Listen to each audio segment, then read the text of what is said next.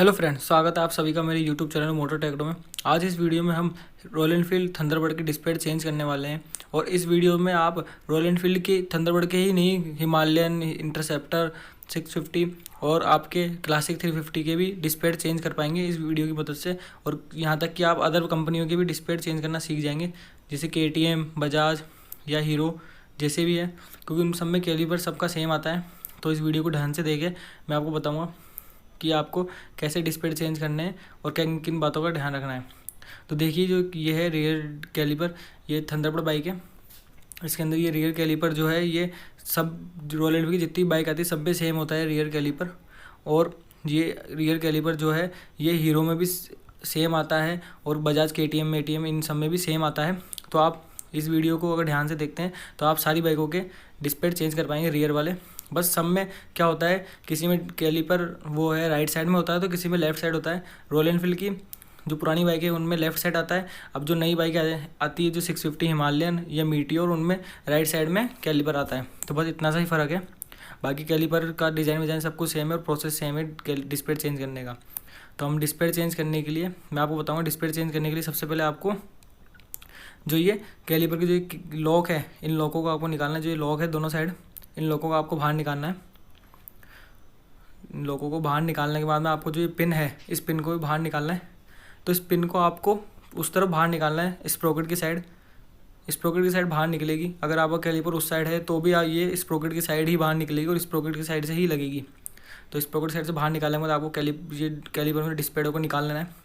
इस बाइक के डिस्प्ले बिल्कुल नए हैं, ओके है। तो मैं इन्हीं डिस्प्ले को साफ़ करके लगाऊंगा क्योंकि आवाज़ कर रहे थे।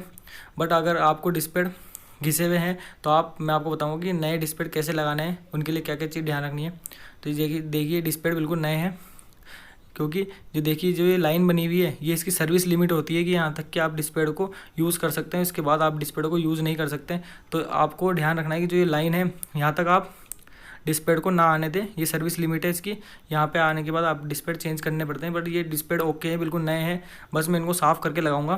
तो डिस्प्ले को सिंपल या तो एमडी पेपर पे साफ़ कर लें या फिर आप ज़मीन पे से रगड़ के साफ़ कर सकते हैं, क्योंकि इनकी जो सरफेस है वो शाइनी हो जाती है। तो इनकी सरफेस शाइनी होने की वजह से ये जब ब्रेक लगाने पर आवाज़ करते हैं, चूँ चूँ की, जैसा कि आपने सुना होगा बरसात में काफ़ी आती है। तो आप डिस्प्ले भी साफ़ कर सकते हैं इस वीडियो से। तो मैंने डिस्प्ले साफ़ कर लिए। अब आपको नए डिस्प्ले लगाने के लिए क्या ध्यान रखना है, जो आपको जो डिस्प्ले जब घिस जाते हैं तो ये पिस्टन है, कैलिपर के अंदर पिस्टन होता है, वो बाहर की तरफ निकल जाता है।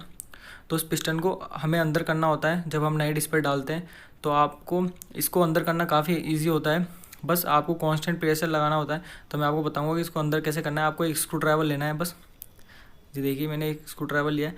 इस स्क्रू ड्राइवर को आपको ऐसे अंदर की तरफ लगाना है, टेढ़ा, और इस पर एक तरफ से फोर्स लगाना है। जो आपको ये फोर्स लगाना है बिल्कुल कांस्टेंट होना चाहिए इसके ऊपर प्रेशर, तभी ये जो पिस्टन है अंदर की तरफ जाएगा। अब देखिए, मैं इस पर कांस्टेंट प्रेशर लगा रहा हूँ तो ये धीरे धीरे अंदर की तरफ चल गया। तो ये इसको आपको कैलिपर की जो सरफेस है उसके बिल्कुल बराबर कर लेना है, क्योंकि अगर ये बराबर नहीं होगा तो आपके नए डिस्प्ले नहीं लगेंगे। पुराने तो फिर भी लग जाएंगे बट नए नहीं लगेंगे।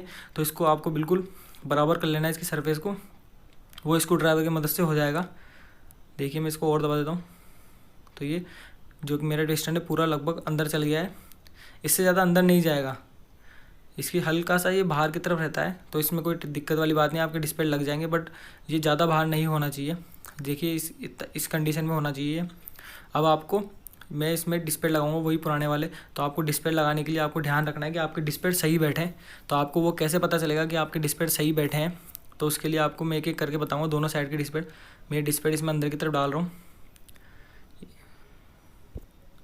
तो डिस्प्ले को आपको अंदर की तरफ डालने के बाद जो आपको कट बना होता है, आपके डिस्प्ले इस कट में ही बैठने चाहिए, कट के बाहर नहीं बैठने चाहिए। कट के बाहर बैठेंगे तो आपके यानी कि डिस्प्ले आपके नहीं बैठे हैं और ब्रेक लगाने पर बाहर निकल सकते हैं।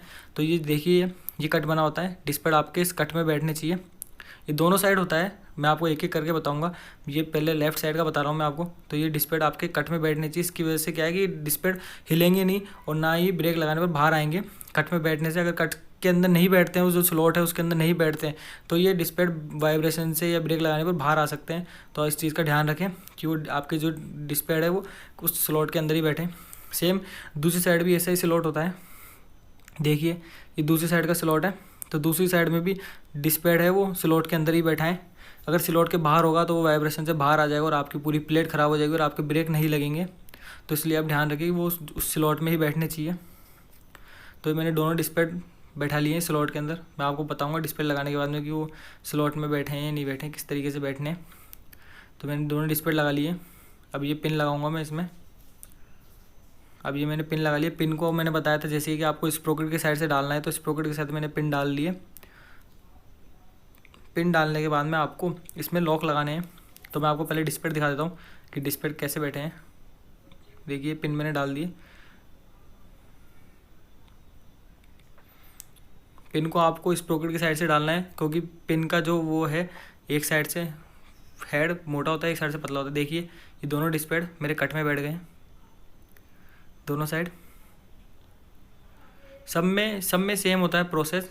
कोई सी बाइक हो रियर डिस्प्ले वाली, चाहे से वो सुपर बाइक हो, चाहे से वो कोई सी बाइक हो, सब में डिस्प्ले चेंज करने का प्रोसेस सेम होता है। किसी किसी में जो ये पिन है हाथ से निकल जाती है, किसी किसी में एलंकी वाला नट होता है, बट वो प्रोसेस सब में सेम होता है, सबका सेम होता है प्रोसेस। इसमें पिन हाथ से निकल जाती है, लॉक सिंपल लॉक निकाल करके। ये सेम KTM में भी यही कैलीपर आता है और आपकी बजाज डोमिनार और इन सब में भी यही कैलीपर आता है। और हीरो वीरो की जो बाइक आती है उनमें ये पिन एलंकी वाले नट से खुलती है। तो फ्रेंड्स, अगर आपको वीडियो पसंद आई हो तो इस वीडियो को लाइक करें और इस वीडियो को शेयर करना ना भूलें। अगर आप मेरे चैनल में नए हैं तो इस चैनल को सब्सक्राइब करना ना भूलें। थैंक यू दोस्तों, बाय।